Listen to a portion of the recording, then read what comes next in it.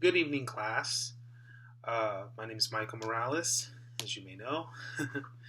I'm responding to the discussion post about climate and why it's important to enhance the climate of your workplace, your classroom, when working with your followers, and what impact that has. The question specifically, how would or do you address each in your own practice? Specifically, these questions. When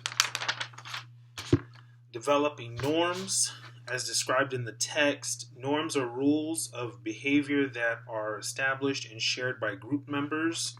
I will use the example of my own personal practice as well as what I observed for the observation 8.4 exercise. Firstly, developing norms, much like developing norms for a classroom, you want to set expectations of what behaviors you want to see, of how you'll turn in work, of how you'll communicate when you have issues. Those norms are extremely important. As a department chair in a special education department, having to unify the team after being split for however many years,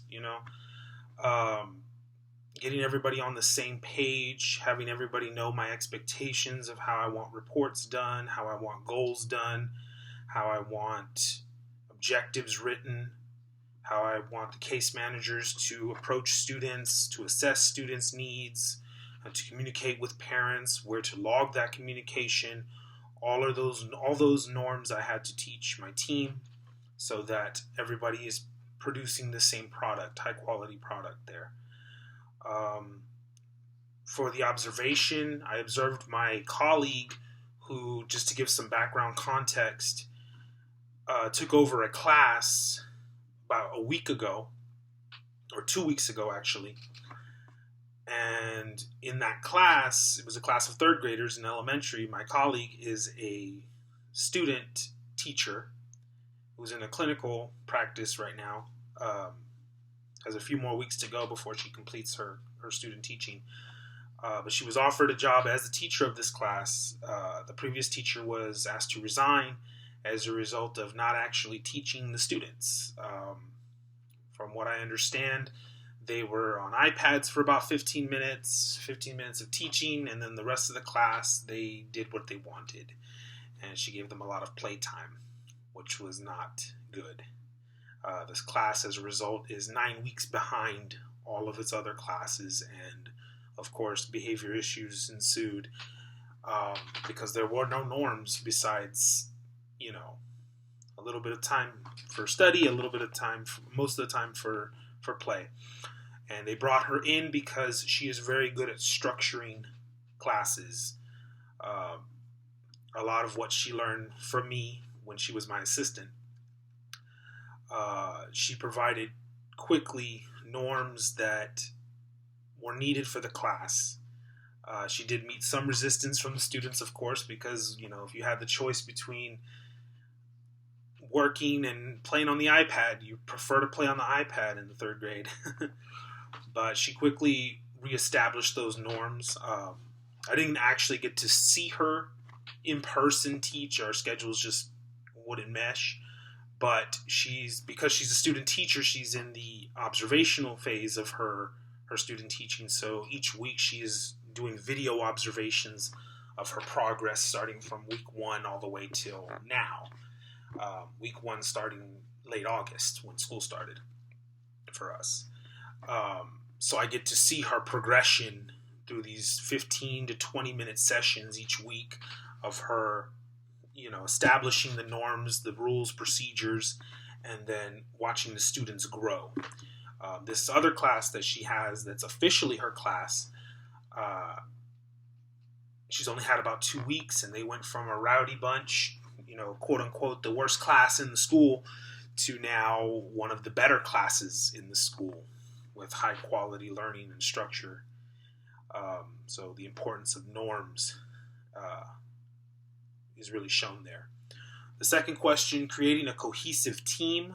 As described in the text, cohesiveness is described as a sense of we-ness, the cement that holds a group together, the esprit de corps that exists within a group. So personally, in my practice of leadership,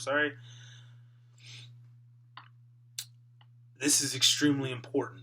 Getting my team on the same page after having been split. The in-class support team does what they want.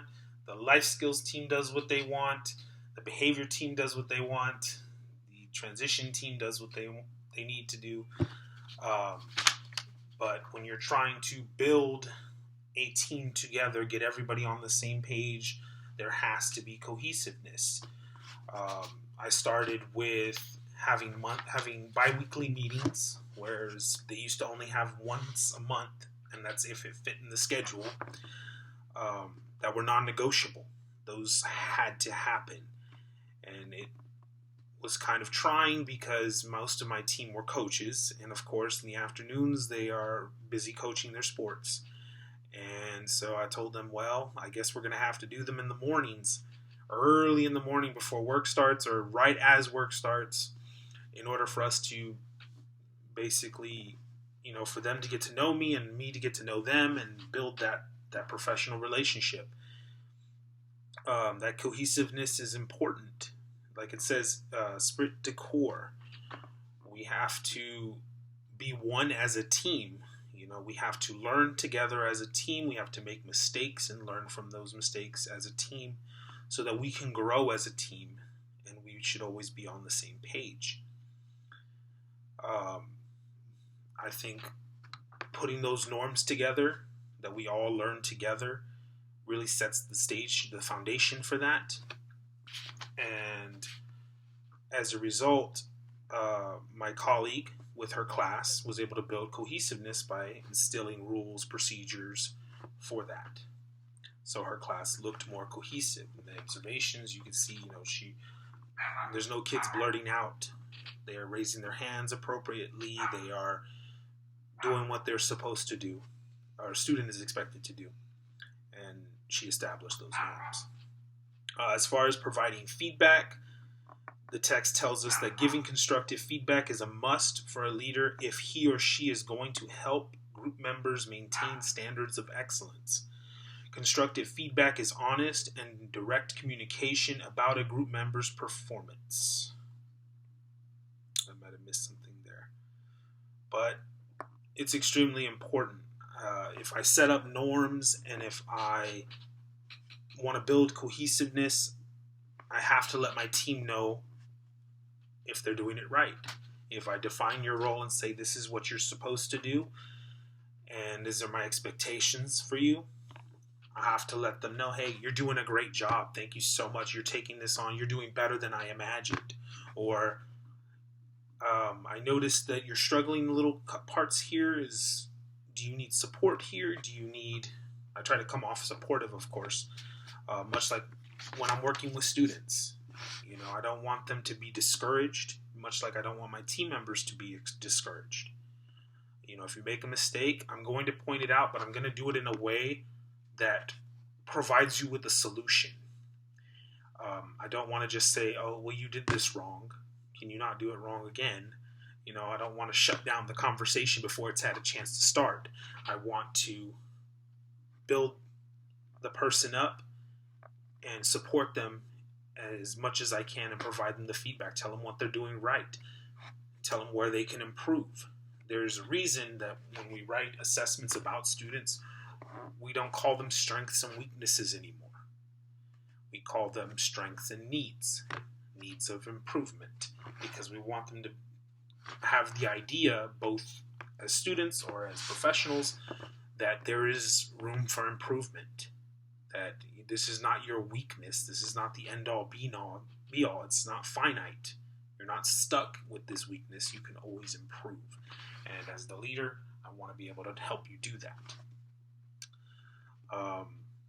It's evident in my colleagues' observation videos where students are not afraid to ask questions for clarification, checking for understanding, and there's a structure about it too.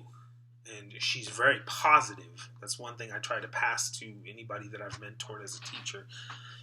Pass that positivity, because you want to cultivate a comfortable learning environment, your climate, so to speak.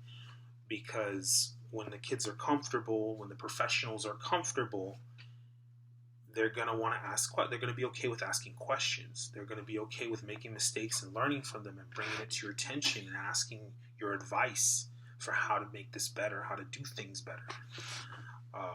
So all three of those, I feel like they build on each other and they enhance the climate of the organization, because now you have a group of people that are not afraid to work with each other. They're not afraid to make mistakes with each other, not afraid to learn from each other.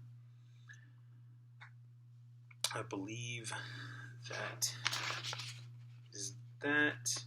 Thank you.